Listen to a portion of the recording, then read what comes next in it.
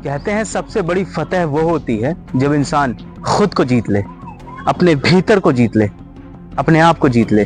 जिस तरह कलिंग के युद्ध में अशोक ने तलवार छोड़कर धर्म की नीति अपनाई, उसी तरीके से बुद्ध ने अपने साम्राज्य को परे रखकर खुद को जीत लिया।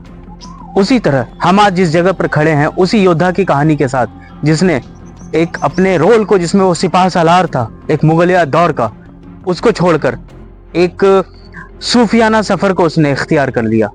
हम बात कर रहे हैं अजीम खान की, और ये जो जगह है और ये जो मकबरा आप देख रहे हैं, ये अजीम खान का मकबरा है।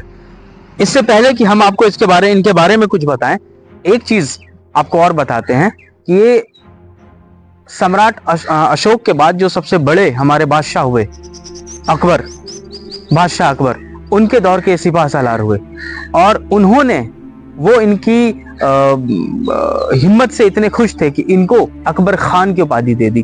तो इसके पीछे की क्या कहानी है वो हम सुनेंगे। पहले चलिए आपको ले चलते हैं इस मकबरे के ऊपर।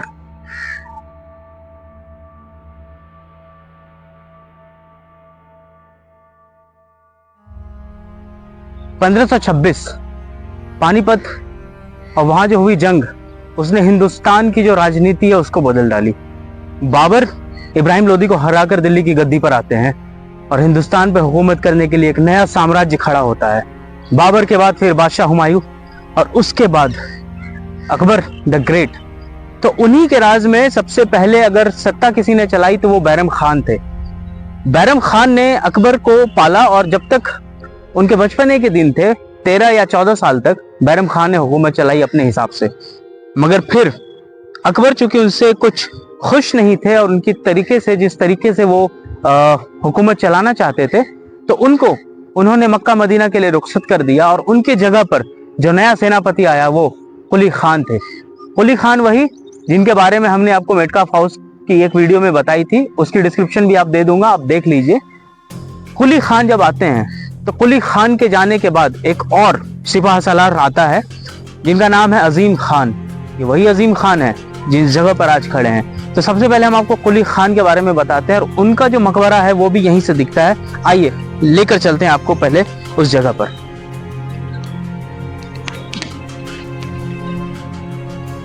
इस जगह पर जब आप आते हैं तो सबसे पहली नजर आपकी जो पड़ती है वो इस बड़ी सी इमारत पर पड़ती है। उसके बाद ये सामने आप देख रहे हैं जो दो कब्रें बड़ी बड़ी हैं, एक सबसे ऊंची स्टैंड पे कब्र है, उसके बाद एक निचले लेवल पर है, एक छोटी सी कब्र वहां पर है। ऐसा प्रतीत होता है कि किसी बच्चे की है, या कोई ऐसा रहा होगा जो कम अपनी हैसियत रखता हो उस दर्जे में। और इन कब्रों के बारे में बताता हूँ। वैसे तो वक्त ने इनको बहुत धुल दिया है वक्त के साथ, लेकिन फिर भी यहाँ आप जब इस साइड आएंगे जहां से मैं इसको देख रहा हूँ, ये देखिए यहाँ पे कुछ आयतें लिखी हुई है अरबी में कुरान की, जो कि होता है हर जगह पर जब आप देखते हैं इन तरह के कब्रों को।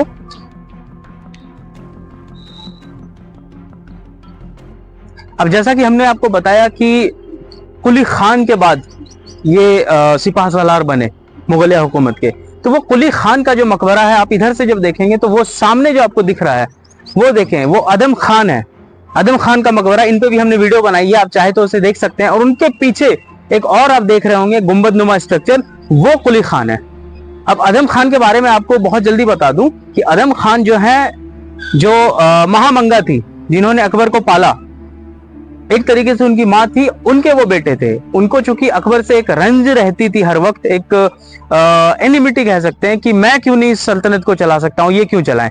तो उसी वजह से इन्होंने अतका खान, जो अकबर के बहुत चहीते थे, उनका कत्ल कर दिया, और इन्होंने चाहा कि मैं अकबर को ही मार दूं। तो उसी गुस्से में आके, उसी जलाल में जो बादशाह अकबर थे, उन्होंने अदम खान को आगरे में मरवाया और यहाँ दफन कराया। उन्हीं के साथ ही महामंगा जो उनकी माँ थी, और जिनको अकबर भी दाई माँ कहते थे, उनकी भी कब्र यहीं पर है। तो खैर चलिए अब लौटते हैं हम लोग अजीम खान पे। अब ये वो अजीम खान है जिन्होंने 1605 के बाद, कहते हैं कि उनकी जो सीरत है, उनकी जो तबीयत है वो बदलनी शुरू हुई, और जो लश्कर और जंग की जो बात करता था जो इंसान, उसने एक ऐसा सूफियाना मोड़ लिया अपनी जिंदगी में कि तलवार छोड़कर अपने हाथों में फूल उठा लिए। इसकी कहानी आगे बताता हूं। सबसे पहले ये देखिए इमारत, और फिर आगे बात करेंगे।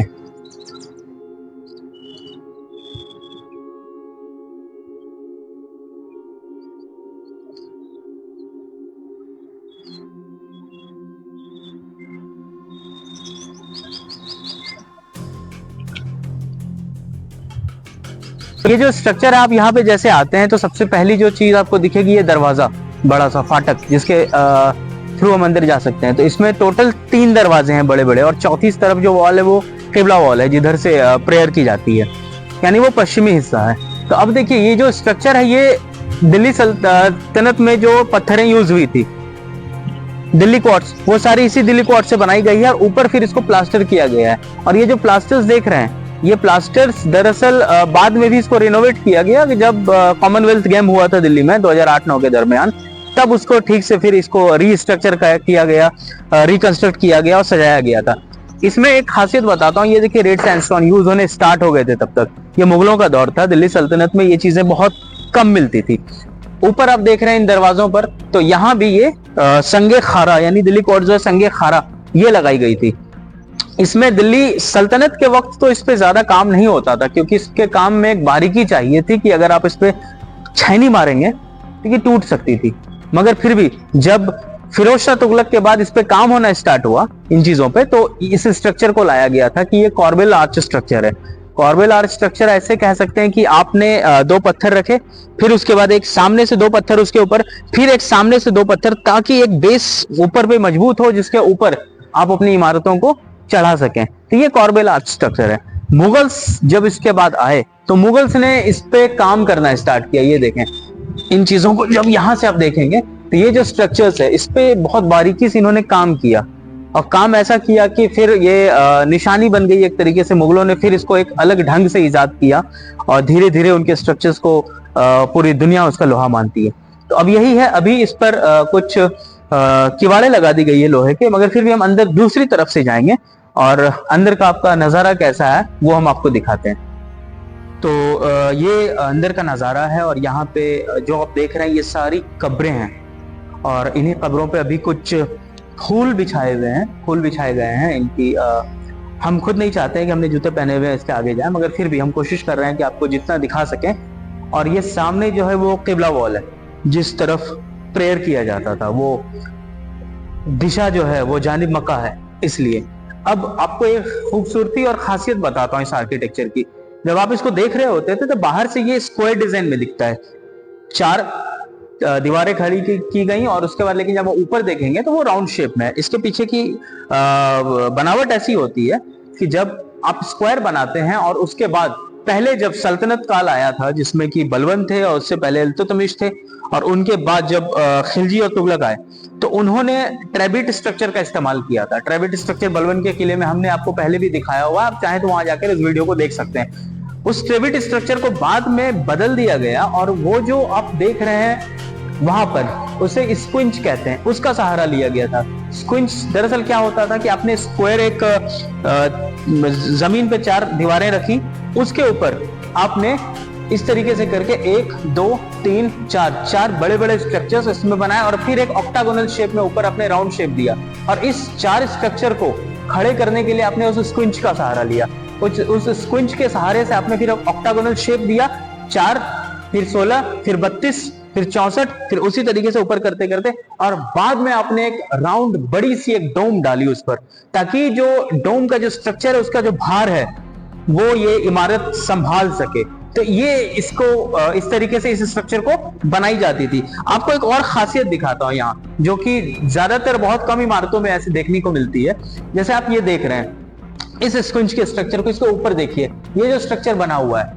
अब इसके साइड में जो आप 2 बड़े बड़े मेंडलिन्स दिख रहे हैं, उसमें अगर आप किसी और इमारत पे जाएंगे या कहीं और देखेंगे तो वहां जनरली कुरान की एक आयत या आप कह सकते हैं अल्लाह या बिस्मिल्लाह लिखा हुआ रहता है, मगर यहाँ पर किसी भी तरफ कहीं भी ऐसी कोई चीज नहीं है, बल्कि इसके अलावा सिर्फ फूल बनाए गए हैं। तो ये एक अलग डिजाइन है जो यहाँ पर मुझे दिखा, वरना हर जगह वही सेम चीजें आपको रिपीट होती दिखती हैं। तो ये एक नई चीज है। बाकी ये इमारत अंदर से भी ऐसी है, यहाँ तो कोई नहीं है, मगर फिर भी साफ सुथरी तो जगह नहीं है, मगर सन्नाटा है और शांति है। अब ऊपर चलेंगे और ऊपर का आपको नजारा दिखाते हैं। अब ये जो मेरे पीछे आप देख रहे हैं वो महावीर स्वामी है, वो अहिंसा स्थल कहलाता है। हम एक वीडियो इस पर भी बनाएंगे। और उसके बाद आप देख रहे हैं वो जो इलाका है वो मेहरौली आर्कियोलॉजिकल पार्क है, पूरे का पूरा। एक डिटेल्ड वीडियो हम उस पूरे इलाके पर बनाने वाले हैं, जल्दी ही आएगी। अब वो कुतुब कॉम्प्लेक्स है, कुतुब कॉम्प्लेक्स पर भी हमारा वीडियो अभी आएगा कुछ ही देर में, हमारे साथ जुड़िए। और फिर से एक इल्तिजा है आपसे कि अगर आपने हमारे चैनल को अब तक सब्सक्राइब नहीं किया है तो प्लीज प्लीज प्लीज करें। हम ऐसे ही कुछ और अच्छे कंटेंट्स के साथ आएंगे। अब कहानी आगे बढ़ाते हैं। ये बात दरअसल 1605 के बाद की है और दरअसल उस समय बादशाह अकबर जो हैं वो इंतकाल हो चुका है उनका, और जो तख्त पर है हिंदुस्तान के उसका नाम है जहांगीर बादशाह। जहांगीर बादशाह बैठे हुए हैं और तकरीबन 1605 के आसपास ही या 17वीं शताब्दी के शुरुआत में इस स्ट्रक्चर की तामीर शुरू कर दी जाती है। अब ये स्ट्रक्चर बनाई क्यों गई, तो आप ये देखिए कि आज से लगभग 2500 साल पहले या 2200-2300 साल पहले सम्राट अशोक, उन्होंने जब कलिंग में त्रासदी देखी तो इन्होंने फिर अपने आप को बदल लिया, भेरी घोष से धम्म घोष की तरफ आ गए और खून से जो कहानियां लिखी जाती थी उसकी कहानियों को उन्होंने प्यार और मोहब्बत से बदल डाला। उसी तरीके से अजीम खान जो हैं, कहते हैं कि उन्होंने जो जंगें लड़ी और एक रात ऐसा हुआ कि उनके ख्वाब में हजरत निजामुद्दीन औलिया आए और हजरत निजामुद्दीन औलिया ने आकर उनको कहा कि तुम जो ये चीजें जिस पे तुम हो लगे हुए वो तुम्हें कहाँ ले जाएगी, जरा सोचो, आखिरी वक्त में तुम महशर में क्या किसी को जवाब दोगे। तो उसके बाद से जो उनके जहन पे जो असर पड़ा इन चीजों का, कहते हैं उसने उनको बदल डाला। उनकी जो सीरत है वो तब्दील हो गई, एक खूंखार सिपाही से एक सूफी कह सकते हैं, सूफी में वो बदल गए। और उसके बाद वो यहाँ पर आते हैं और उन्होंने अपने लिए हिल टॉप पर ये जगह चुनी और इस जगह को चुनने के बाद उन्होंने अपनी रिहाइश गाह भी यहीं बना ली। यहीं पे फिर वो रहने लगे और आसपास के लोगों को जो भी दुख तकलीफ दर्द है वो सब लोग यहाँ आते और उनका वो शिफा करते, उनकी खैर मकदम करती वो उनके और उनके काम आते थे। तो ये कहानी एक तब्दील हुए उस बादशाह उस सिपाह सालार की है जो कभी जंगजू था, जो जंगे लड़ता था और उसके बाद में उसने खुद से एक जंग लड़ी और फिर एक फकीर के अंदाज में उसने दुनिया को अलविदा कहा। तो ये उसी सूफी इंसान की कहानी थी, इसलिए हम आज यहाँ पर आए थे। इसको फिर बाद में अंग्रेज जब आए तो अंग्रेजों ने इसे अपना एक अड्डा बना लिया, शराब खाने का, हंसी मजाक का, सेलिब्रेशन का। उसके बाद जब अंग्रेज गए तो सरकार, जब हिंदुस्तान आजाद हुआ तो सरकारों ने इस पर काम किया, मगर फिर भी इसकी हालत तबाह ही रही। तो बाद में जैसे मैंने बताया कि कॉमनवेल्थ गेम में इसको ठीक से सजाया गया था और अभी थोड़ी बहुत इसकी मरम्मत अच्छे से कर दी गई है।